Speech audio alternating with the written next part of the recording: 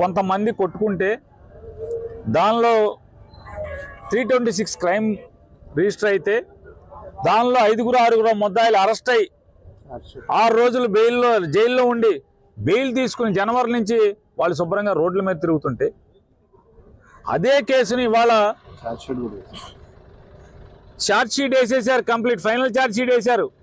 కానీ కోర్టులో CC number పడలేదనే సాకుతో, అంటే ఆ అవకాశాన్ని తీసుకుని, అంటే